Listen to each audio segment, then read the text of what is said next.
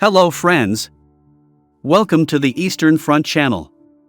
Today we will talk with you about the memoirs of Friedrich Paulus adjutant, Arno von Lenski, who fought with Paulus until he was captured in 1943.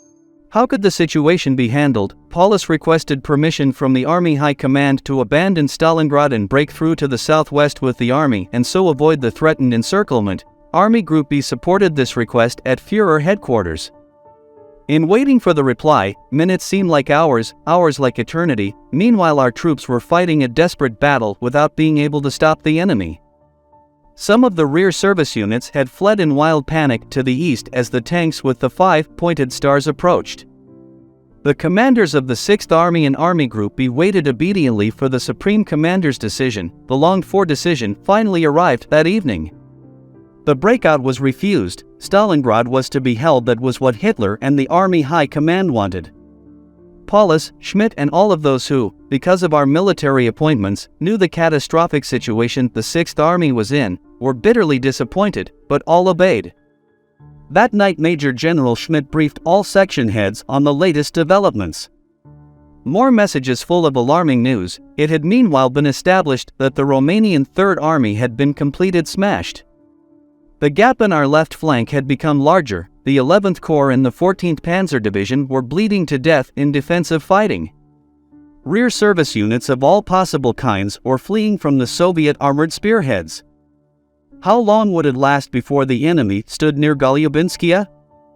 These questions, and the acute danger posed to Army headquarters, made its move a matter of the utmost urgency. The Army headquarters was no longer secure in Golubinskia. Therefore Schmidt ordered, with Paulus's agreement, a change of position for the November 21st. Until dawn the bundles of sealed items and dispensable files flamed in the fire. Even then the Red Army allowed us no rest.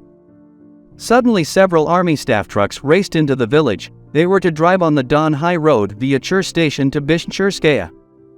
Apparently they were only a few kilometers from Golubinskia when they ran into enemy troops. We were completely surprised, but this report seemed to us a fantasy. The Colonel Elfslep said, in their fear, they saw ghosts. They were no ghosts. A motorized scout troop under the command of an officer immediately sent off by Schmidt clarified the situation. With their lights off and muffled engines, the few jeeps and motorcyclists moved slowly southwards. Not an hour had passed before they returned, the scouts reporting that the red tanks were just 20 kilometers south of Golubinskia and standing on the Don High Road. The shortest way to the new headquarters location in Nishni-Chirskaya was also blocked. With mixed feelings, we reinforced the guards. A few anti-tank guns took up positions on the Don High Road. Even nature seemed to have turned against us. On the night of the 20th November 21st the temperature sank to -20 degrees. The blanket of snow that had fallen the previous day was stiff with ice. The connecting road from Golubinskia to the railway track on the Don Heights was mirror smooth. I was apprehensive at the thought of our heavy vehicles having to climb up the steep slope, but we had not got that far. Paulus had decided to set up a forward army command post between the Don and the Volga in order to conduct a secure and friction-free command. For its location he chose a point west of Gumrak, near the railway station. In the early hours of the morning General Hube, commanding general of the 14th Panzer Corps, arrived with his staff at Golubinskia. He reported that the tanks of the 16th and 24th Panzer Divisions had been withdrawn from the front and would arrive at about midday or in the evening at the Don. This news filled us all with confidence. Hube enjoyed great esteem among the staff for having broken through the enemy front from the Don to the Volga with his 16th Panzer Division back in August. Naturally I knew that the tanks had suffered considerable casualties in the city, but almost like a drowning person grasping at straws, I pinned all my hopes on Hube. Paulus described to the general the situation on the west bank of the Don. Then he assigned him his task of attacking the enemy thrusting south with the 14th, 16th, and 24th Panzer Divisions. This would release the 6th Army from the threat to its rear. The staff of the 14th Panzer Corps took over our headquarters in Golubinskia. The wireless net was not dismantled, so that Hube had contact with all the corps and divisional staffs as well as the new army headquarters. Towards noon on the November 21st, I escorted Paulus and Schmidt to the airstrip in Golubinskia. There stood only the two storks that the generals and their personal orderly officers would fly into the new headquarters. The other aircraft, belonging to the Army's courier service, had already moved to Nishni-Chirskaya that morning. As Paulus shook my hand upon leaving, he said to me, "Start moving out straight away. You must cross the Don near Perepolny and drive south along the east bank. We will see each other again at the latest early tomorrow morning in Nishni-Chirskaya." Hardly had the aircraft lifted off the ground than heavy fire broke out from the Don heights. I hope all goes well, I thought. The storks could only fly at a low height. There was no time for pondering. The car took me back to the village, where several dozen loaded trucks were waiting. It seemed to me advisable, in view of the nearness of the enemy, to form 5 convoys. Each column came under the command of the head of a department, including the Army's Chief of Engineers, Colonel Sell, and the Army's Chief of Signals, Colonel Arnold. I took over the last convoy. After crossing the Don, we wanted to assemble in Peskavatka at the 8th Corps headquarters and from there on continue the journey together. Only with care could we climb the steep bank of the iced road. In some cases, the escorts had to provide mutual support. Finally, it worked for all of us. The Don High Road was almost completely empty. We moved forwards quickly. The closer we got to the bridge near Perepolny, the slower we went. More and more tipped-over vehicles or horse-drawn carts narrowed the way through. Often boxes of all kinds and sizes lay in the middle of the road and obliged us to avoid them to the left or right. There were also rifles, steel helmets, various guns with broken wheels, and even 3 tanks with the Balkenkreuz, all marking the retreat of Romanian and German units. This debris openly indicated flight from the west-streamed vehicles from the railway. Wherever they saw the smallest gap, they tried to squeeze themselves in. So it was hardly possible to keep one's own convoy together. In the immediate vicinity of the bridge, chaos threatened to break out. Night had fallen. With dipped headlights, our truck jolted along behind the others in second gear. Suddenly we heard shouts and swearing on the road, then we came to a complete stop. Nothing was moving. As I climbed out to discover the reason for the blockage, I met Colonel Sell. He had set off with his convoy half an hour ahead of me. With his companion, Captain Dr. Gottsman, Sell was trying to untangle the confusion ahead of us. This was not easy as we had come up against the contrary movement of the 16th Panzer Division. Their steel giants were crossing the Don from east to west in order to occupy the assembly area allocated to them by the Army. The immediate reason for the blockage was a tank that had slipped on the deadly smooth road and now stood across it. Sell had quickly got to this position. Captain Dr. Gottsman had already climbed on the vehicle when another tank rolled up. As this too started to slide, its tracks caught the captain's leg and injured him so badly that he died shortly afterwards. After this shattering experience, we drove at a very slow speed along the ice track. It took hours for all the vehicles to get across the bridge. After a short break with the staff of the 8th Corps, during which the convoys assembled, we set off on our journey to the south on the east bank of the Don. A gentle blanket of snow lay over the steppe. It also covered the convoy's route so that we had to drive by compass. We drove into Kalach at about 5 a.m. on the morning of the November 22nd. Apart from the sentries here and there, everyone was fast asleep, as if the enemy was a long way off. Likewise, deep peace reigned in the village somewhat further to the southeast, where the Army's senior quartermaster's department was accommodated. Completely frozen through, we rested here for an hour, enjoying the warm room, the hot coffee and the wonderful taste of freshly baked bread. I had the senior quartermaster woken up. I showed him that the danger of the situation was not realized everywhere. Now he raised the alarm and took measures to change location. This was easier said than done. The camp with its supplies, clothing and field post office required thousands of tons of transport space. 2 days later, I discovered that a considerable amount had to be destroyed.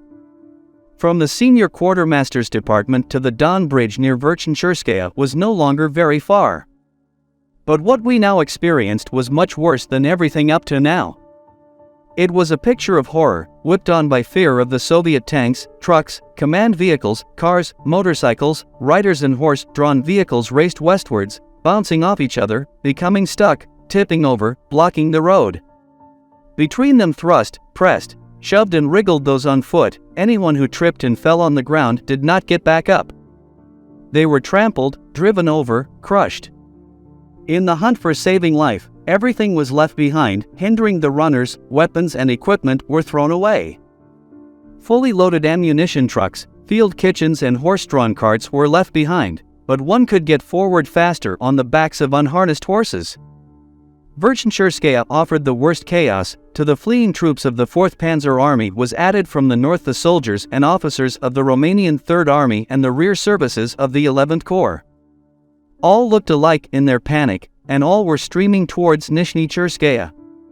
On the November 22nd at about 9 a.m. I met the last convoy in Nishni-Chirskaya and reported to Paulus the completed transfer of the headquarters.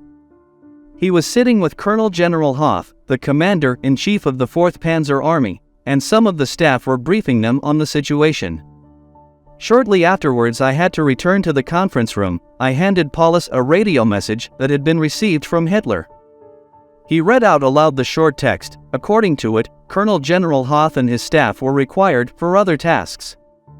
Paulus and Schmidt received orders to fly into the surrounded cauldron immediately and establish the army headquarters near Gumrak Station. Perplexity could be read on all their faces. While Hube appeared to be happy to get out of this dilemma, Paulus and Schmidt had become very thoughtful. And no wonder, a high command was burdening them with a catastrophic situation and an enormous responsibility. Already fresh and alarming news was arriving. The XIVTH Panzer Corps under General Hube, which should have stopped the enemy advance with a flank attack, had almost run out of fuel. An attack was out of the question. It could not even hold its position but, like the 11th Corps, was being driven back eastwards to the Don. The especially important Don Bridge near Kalisz was lost without a fight. The way south, the 6th Army's eventual retreat route, was for the most part in the hands of the enemy. Only a few kilometers separated these spearheads from Kalisz. There were no forces to stop them. We therefore had to reckon that the encirclement would be completed during the course of the day. Colonel General Hube wished General Paulus soldiers luck on leaving a more than doubtful wish in this damned situation. 2 Fiesler storks stood ready for Paulus and Schmidt. Already prepared for their trip, the commander-in-chief summoned me to his office. "We now have to part, Adam. I don't know when we will see each other again. As the most senior officer, you take over command of the staff. As soon as the Red Army reaches the Lower Chur, move the headquarters via Tormosin to Morisovsk and combine with the Quartermaster's Department, which is already on its way there." The cars had driven forward. I escorted Paulus and Schmidt to the airstrip that had been established on edge of the town. Hardly a word was exchanged, a last handshake, then they both climbed aboard. The propellers began to turn, soon running at full speed. The machines rolled forward, lifted up from the ground, turned to the east, flew over the Don and quickly disappeared behind the wooded bank opposite. Driving the 5 or 6 kilometers back to my quarters took over an hour. The car stood still more than it advanced. The roads were blocked with men and vehicles of all kinds. Nishni-Chirskaya had become an army camp. As fast as a bushfire spreads, the news was out that the army staff had taken up quarters here. And where the army headquarters is, one is safe, so thought thousands of soldiers who stayed in the little Cossack town on the Chur. At dusk I telephoned the commander of Chur station and asked him, "What do you know of the enemy? Where are their spearheads?" "That I cannot say, Colonel. I only have a few men with me. All the others have left during the course of the day with the fully laden trucks. There are still hundreds of tons of foodstuffs, ammunition and fuel lying here. I don't know how I can move them on. The few vehicles I still have will not suffice. There are many hundreds of trucks here. I will try to send you some of them. Keep in contact with me under all circumstances. Should something new happen, then please report to me immediately.